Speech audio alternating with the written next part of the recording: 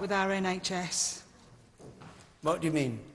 Well, it seems that she's been over and she's talking, and if you look at Hunt and his plans, it does seem that privatisation is knocking on the door. OK, which there's talked about it. Right, David. I think we'll go on, because we've only got... I'd like to get 2 more questions in, if I can, tonight. Dawn Pollard, let's have your question, please. Dawn. Do we have an effective opposition in the UK? To quote Theresa May, he can lead a protest, I'm leading a country. To quote Theresa May, he can what? He can lead a protest, I'm leading a country, is what she said in the House of Commons. Do we have an effective opposition? Who'd like to start on this and who'd like to finish? Rebecca, you start. Of course we've got an effective opposition. Our job is to hold the government to account, and it's also to set out a vision of the future, that another world is possible. I've already outlined tonight that our economy is failing.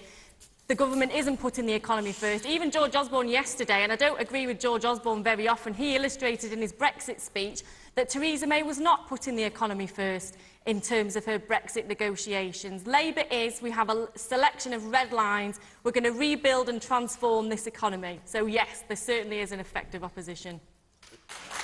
Laura. Well, I mean, I think it's clear that the opposition is just, first of all, hopelessly divided on the big issue of the day, namely Brexit, where literally one of their MPs cannot even be bothered to turn up for a vote. And if I may, I don't necessarily want to go back to the first issue, but it did strike me Who couldn't be bothered to stand up? Diane Abbott. She had a migraine. Well, of course, I'm sure she did. But she was taking part in the debate earlier in the day. But the really important point is, and you can see Labour is failing, and this is the reason why there was so much grandstanding and protesting on the street as opposed to voting in our democratically elected parliament over Trump, is because they can unify over Trump. They want to be the official opposition to Trump, but in fact, we already have the Democrats for that, and they have their hands full. You need to be the official opposition to the Conservatives, and you're being hopeless about it at the moment.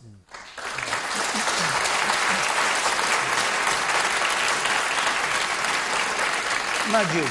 No, I think not only is the opposition in disarray, I think it's descending into puerile displays of protest and shouting, and in many instances preferring, even in some cases, violence and justifying violence on the left.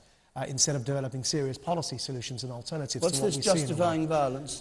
Well, whether it's on the campuses, banning speakers, or UC Berkeley as an example on a broader left, where that's been set alight today. But there's a tendency that's developing. It's a big thing to say that we justify violence on the left. I didn't say the Labour Party. I said the left. Sorry, are you speaking? Well, you can take responsibility. You inferred can take that responsibility it was the for Labour it if you Party like. speaking about the opposition. I think that the opposition, as well as the broader left, I said, I think that it's descending into authoritarian displays of wanting to shut debate down. And one of the examples of that we see is a lack of vision, as I mentioned earlier, even over what happens after Brexit.